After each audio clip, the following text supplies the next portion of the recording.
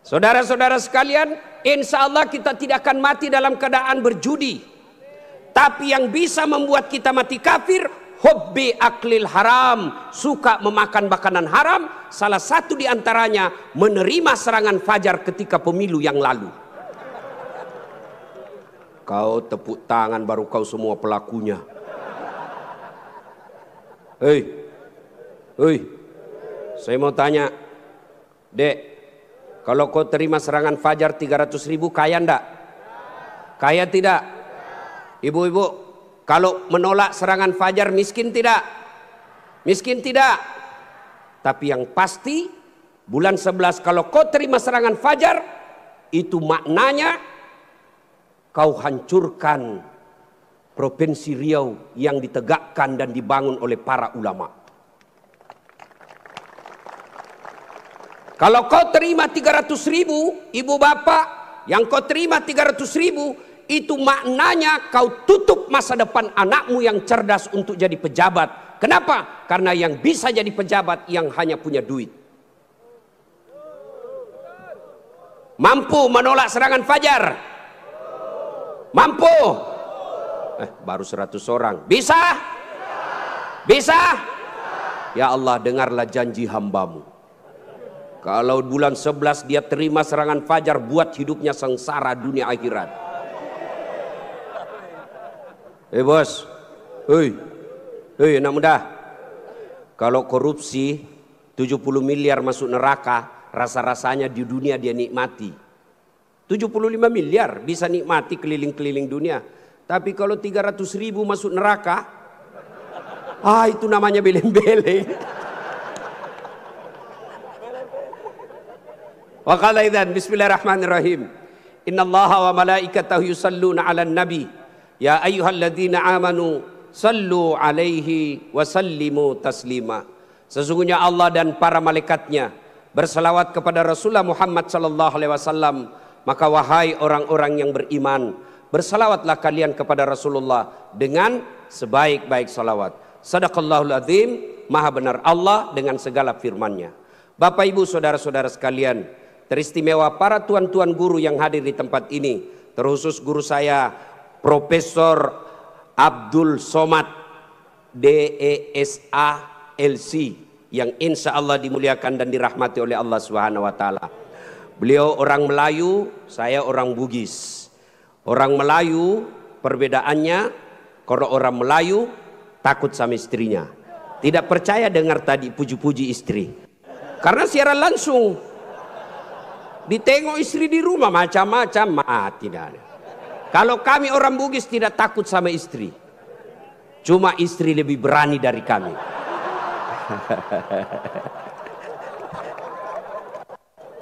Kita serius dulu, ini kumpul keluarga.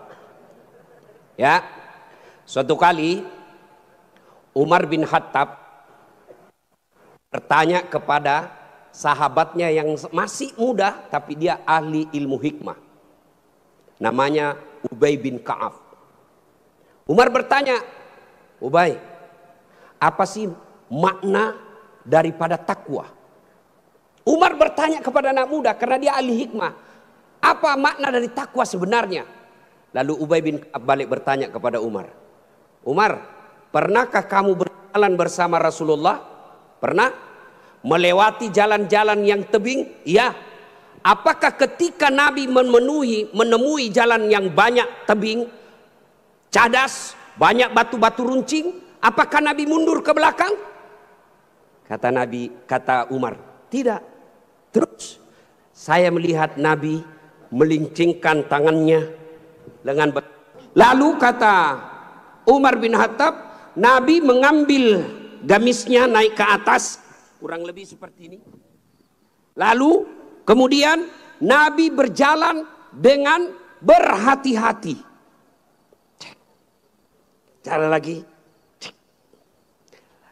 Lalu kata Ubay bin Ka'ab, itulah takwa, kehati-hatian. Apa hubungannya? Satu, kalau kau mau punya rumah tangga yang baik, adik-adik sekalian, hati-hati milih calon istri. Jangan kau pilih karena dia cantik, karena kau akan menderita bayar ongkos kecantikannya. Lalu bagaimana cara pilihnya? Kata Nabi, satu, lihatlah kecantikannya. Ini cantik penting, tapi tidak boleh prioritas. Kenapa? Cantik ada masanya, cantik subjektif. Tanya Ustadz Abdul Somad, siapa yang cantik? Tanya Ustadz Das'at Latif, tentu akan terjadi pertengkaran. Siapa yang cantik Das'at Latif? Mamanya Ece dong, di rumah saya. Kata Ustadz Abdul Somad, mama istri saya. Urusan bapak, bukan urusan saya. Cantik itu menurut si A, cantik menurut si B belum tentu. Cantik subjektif. Yang kedua, cantik itu temporer, ada masanya. Sweet 17, 17 tahun, cantik Masya Allah. Semua kalau dia tersenyum, semua satu kampung tersenyum melihat kalau dia senyum. Semua terpesona. Tapi balik itu 17. 71 tersenyum, lari cucunya dikira mau digigit. Iya kan? Cantik penting. Kenapa penting Ustadz? Karena dia hampir 24 jam bersama kita. Baru bangun, ada lagi. Mau makan, dia lagi depan kita. Pulang kantor dakwah, ada lagi sih dia. Keluar kamar mandi, aduh dia lagi. Jadi kalau jelek casingnya, biasanya kita cepat ganti casing. Cantik penting, tapi tidak boleh prioritas. Karena kalau cantik, kau akan kecewa suatu saat. Yang kedua kata Nabi, lihat keturunannya. Keturunan penting tapi tidak boleh prioritas. Kenapa? Ada orang bapaknya Nabi, ternyata anaknya pengkhianat. Nabi Nuh. Ada orang bapaknya penyembah berhala tapi anaknya jadi Nabi, Ibrahim alaihissalam. Penting kau lihat keturunan tapi tidak boleh prioritas. Kenapa? Karena itu hidayah datang dari Allah. Yang ketiga kata Nabi, pilihlah dia karena kekayaannya. Penting cari orang kaya. Kenapa? Mudah-mudahan kata orang Bugis, koma bene ko sapak ko yarong kai mo suroi macek-ceking. Artinya kalau kau beristri, kau lihatlah mana yang bisa kau nyangkut kalau kau jatuh. Penting. Rasulullah menikah dengan Siti Khadijah, janda kaya di Makkah waktu itu. Penting cari kaya, tapi jangan prioritas. Kenapa? Kekayaan ada batasnya. Dia kaya Ustadz. Iya kah? Iya kaya. 7 turunan tidak akan miskin. Masalahnya dia turunan ke-8. Yang keempat kata Nabi, pilihlah karena agamanya. Wah, bertanya mahasiswa saya di Unhas. Ustadz, kenapa agama nomor 4? Mestinya kan nomor 1. Saya bilang jangan salah dek. Agama nomor 4 tapi tidak titik di situ, koma. Ada stressingnya, dikasih board cetak miring, tebal. Utamakan agama, dengan agama kau bisa dapat semuanya.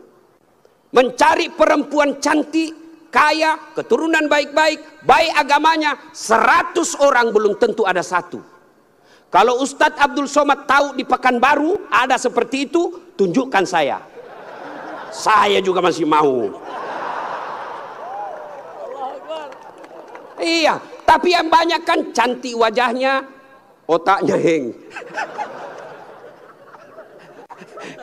Kaya lagi, mukanya kayak kesurupan. Maka mendapati sempurna tidak mungkin. Tapi makanya Nabi katakan, utamakan agamanya. Adik-adik sekalian, kalau kau melihat perempuan, lihatlah agamanya. Cewek-cewek yang hadir di tempat ini, bapak-bapak yang punya anak gadis, lihatlah agamanya. Gimana cara lihat agamanya? Gampang, paling gampang. 1, lihat dia rajin tidak berjamaah ke masjid. Kalau dia rajin berjamaah ke masjid, lihat dulu masanya kapan. Kalau dekat pencoblosan, hati-hati, bisa jadi itu pencitraan.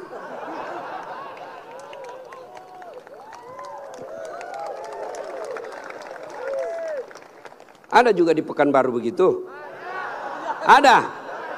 Kau salah, kenapa kau pilih?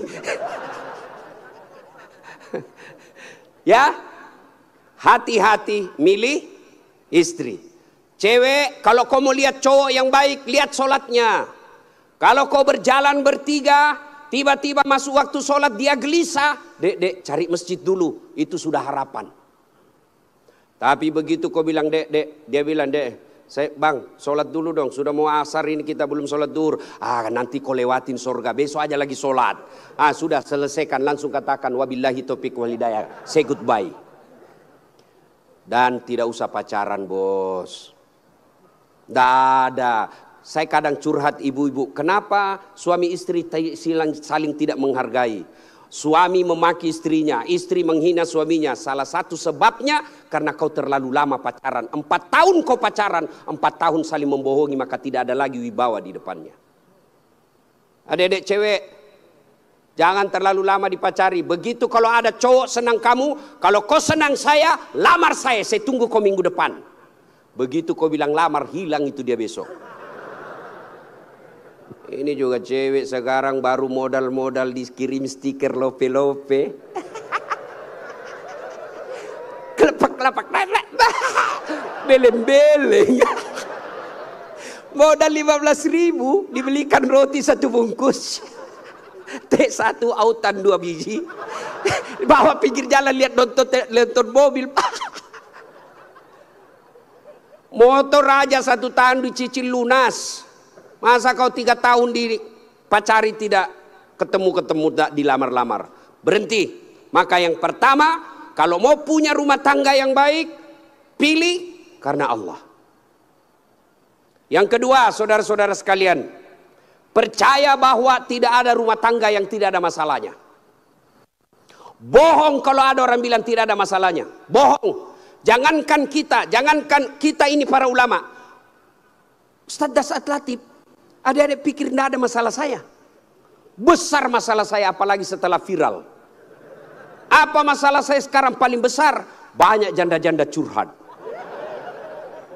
Ustaz, adakah doa-doa penenang jiwa? Saya kirimilah doa-doa penenang jiwa. Lama-lama dia bilang, Ustaz, alhamdulillah jiwa saya sudah tenang. Maukah Ustaz menjadi imam dalam hidupku? Saya bilang, mohon maaf Bu, saya bukan imam, saya penceramah. Ustaz Abdul Somad, Bapak pikir tidak ada masalah? Banyak masalahnya. Mau kawin lagi takut sama istrinya. Ini semua ini muka-muka penuh masalah ini. Ini tadi ini PJ. Bapak pikir tidak ada masalahnya. Sudah jadi PJ, apa masalahnya? Mau jadi gubernur, mau jadi wakil gubernur. Semua orang punya masalah. Coba lihat Pak, dalam hidup ini jangankan pajak jabatan, dalam rumah tangga coba lihat. Waktu kita sarjana apa masalah kita? Mau kerja, sudah kerja selesai masalahnya? Enggak. Mau jadi kepala bagian, sudah jadi kepala bagian selesai masalahnya? Enggak. Mau jadi kepala dinas, sudah kepala dinas selesai masalahnya? Mau jadi sekda, sudah jadi sekda selesai masalahnya? Mau jadi gubernur, sudah jadi gubernur selesai masalahnya? Enggak. Mau 2 periode, sudah 2 periode selesai masalahnya? Ditangkap KPK. Nah, ada orang tidak ada masalahnya Pak. Semua orang punya masalah. Iya kan? Maka percaya semua orang punya masalah. Adik-adik, kalau istrimu cantik kau kira bukan masalah? Istri cantik digoda orang, masalah. Apalagi kalau jelek suaminya. Lebih masalah lagi.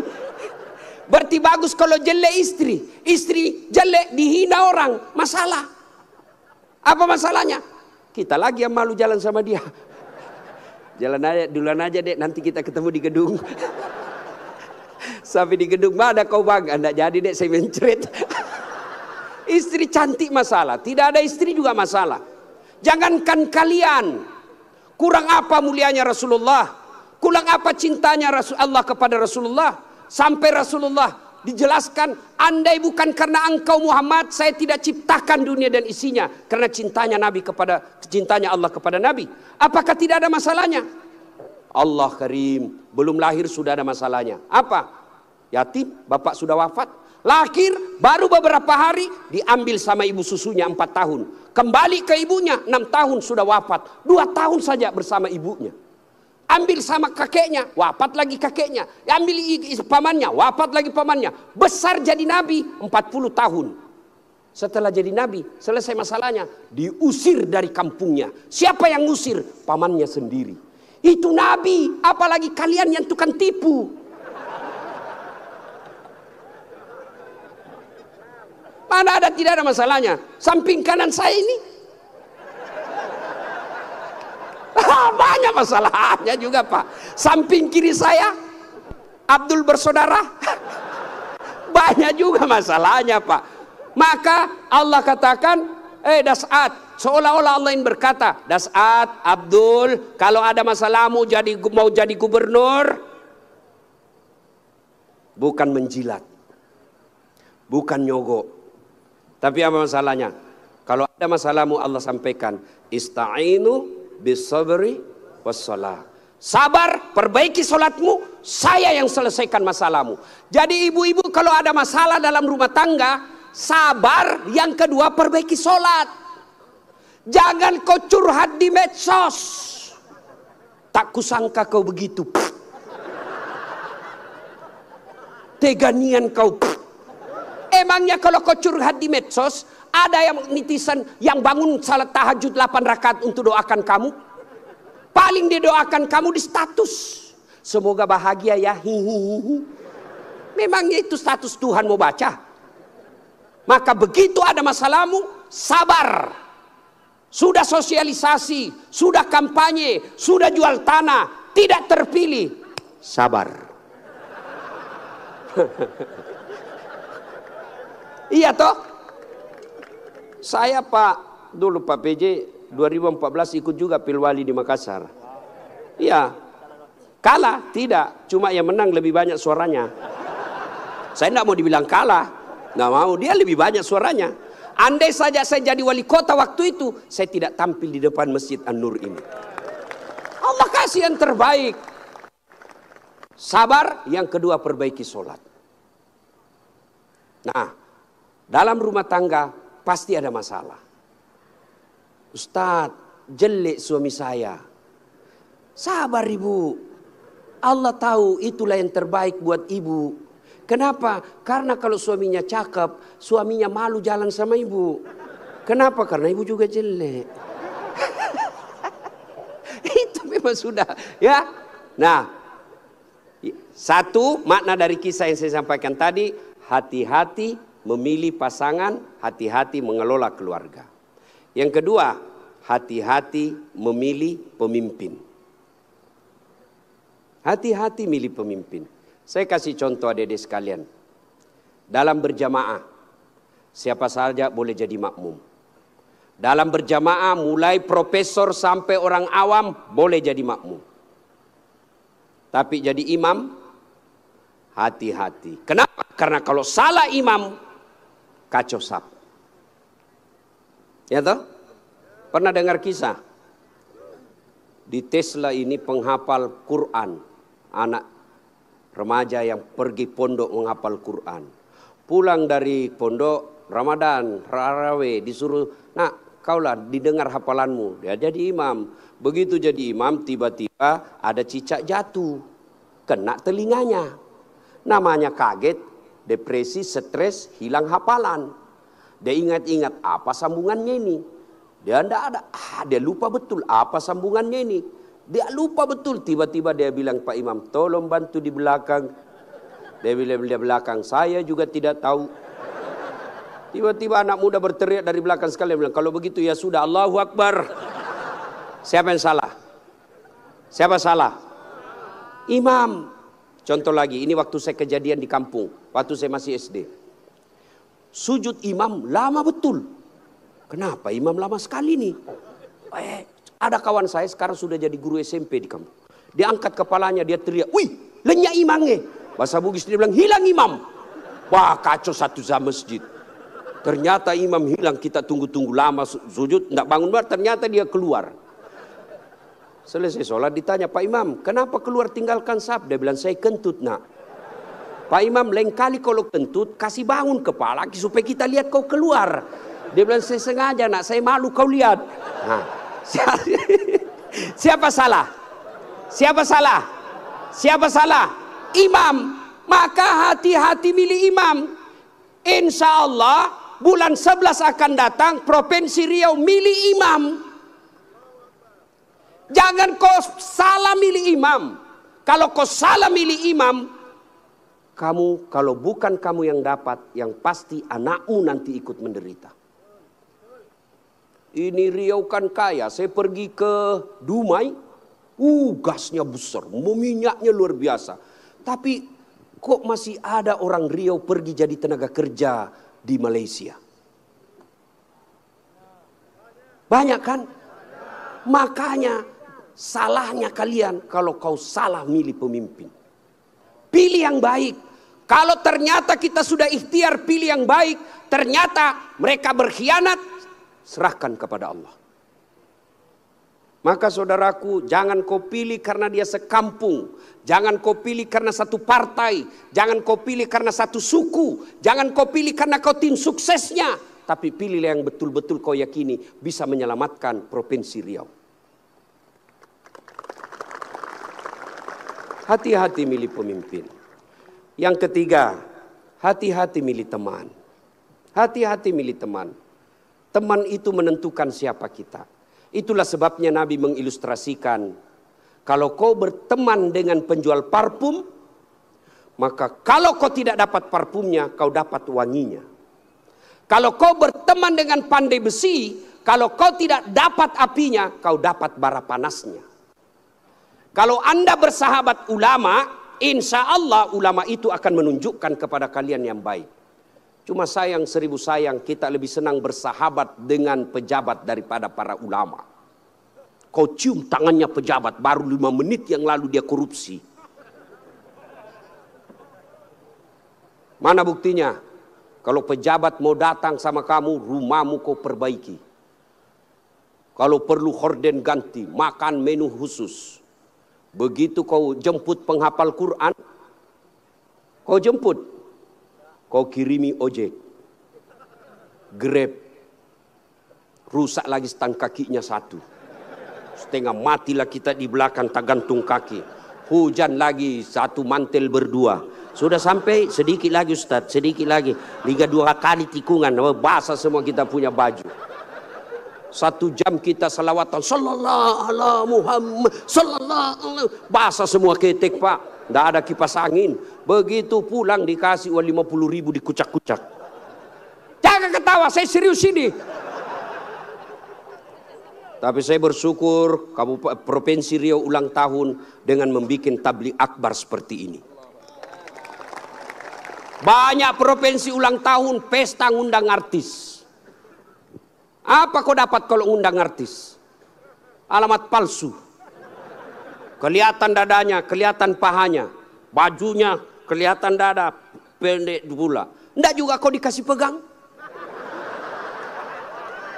Kau dikasih lihat-lihat saya. Jangan ketawa, saya serius ini. Maka kita bersyukur dibawa kepemimpinan Pak PJ Gubernur sekarang ini ulang tahun Riau bikin tabligh akbar. Sudah selalu tabligh akbar Ustadz, tapi kali ini spesial. Kenapa? Mendatangkan ulama dari beberapa wilayah Indonesia. Saya baru paham tadi mazhab tentang Riau. Memang kalau geografi beliau dan sejarah lulus A dia Pak. Ustadz Abdul Somad. Kalau saya sejarah lulus A-. Alhamdulillah. Ibu bapak saudara-saudara sekalian, hati-hati milih teman. Pak PJ, hati-hati milih kepala dinas. Hati-hati kalau bapak jadi pejabat besok-besok, hati-hati milih teman Pak. Teman pejabat itu belum tentu tulus. Yang banyak para penjilat. Bapak mau buktikan, rasakan saja 3 hari yang akan datang Pak. Beda sudah temannya Bapak Pak.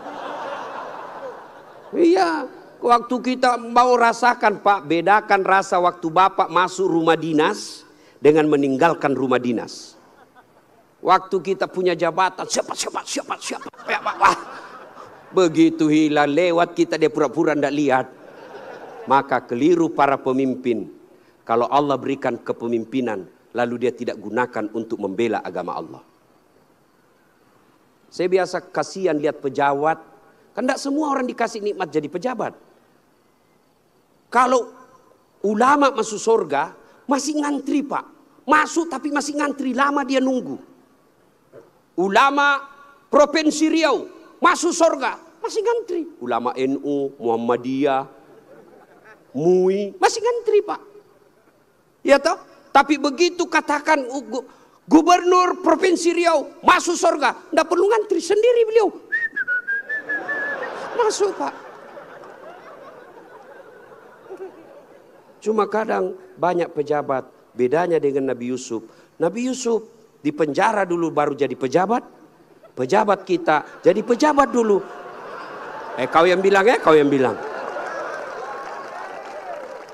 Apakah sepenuhnya salah pejabat? Bukan, salah sampean sedulur-sedulur. Kenapa sampean pilih kalau tahu dia pembohong? Sen kanan belok kiri. Maka kalau kalian benci pejabat-pejabat kelakuan seperti itu, tidak usah menjelek-jelekkan di medsos. Tidak usah memaki-maki di medsos. Kalian bisa kena pasal pencemaran nama baik. Gimana caranya? Balas di bulan 11 nanti. Jangan kau pilih mereka yang suka bohong. Selesai urusan. Pesan khusus. Boleh berbeda pilihan. Tapi jangan kau berpecah belah. Jangan baper solat politik. Jangan percaya janji-janji tim sukses. Masih ingat pemilu 2019? Masih. Siapa yang bertanding? Bapak Joko Widodo dengan Bapak Prabowo. Siapa yang menang? Bapak Joko Widodo. Siapa menterinya? Bapak Prabowo. Satu paket. Kalian bertetangga sampai sekarang masih musuhan. Apa namanya kalau bukan beleng-beleng? Maka saudaraku, penting memilih kepala daerah, penting memilih pemimpin di daerah kita, tapi jauh lebih penting memelihara kemaslahatan dan persaudaraan kita. Innamal mu'minuna ikhwah. Orang Islam itu bersaudara. Tangan kanan gatal tanpa disuruh kiri yang garuk. Tangan kiri yang gatal tanpa diundang kanan yang garuk. Gatal dua-duanya kerjasama. Anak muda jalan-jalan, tahan tuh kakinya, kaki tahan tuh, seluruh tubuh merasa sakit. Aduh. Padahal kaki tahan tuh, mulut. Tiba-tiba mata juga bereaksi, dia cari mana yang luka. Bereaksi berikutnya, tangan mengusap, mulut meniup. Padahal kaki yang luka. Tidak ada orang kakinya tahan tuh, rasa kopi jalan lagi. Begitu mestinya kita di Riau, satu sakit yang lain ikut merasakan. Ya, jangan berpecah belah, bersatu. Politik proses 5 tahunan. Tidak senang, tidak usah jelek-jelekkan. Cukup, jangan dipilih. Kalian tim sukses, jangan bodoh-bodohi masyarakat. Kalian para calon, jangan kau sogok rakyatmu. Kalian rakyat, jangan kau peras calonmu. Selesai. 5 tahun saja. Jangan sampai pemilih kepala daerah kita meninggalkan dosa jariah dan meninggalkan perpecahan di antara kita. Ya, adik-adik sekalian, banyak yang ingin kita sampaikan. Tapi waktu yang sangat terbatas. Pesan khusus, jaga persaudaraan, jangan berpecah belah. Ya. Nah,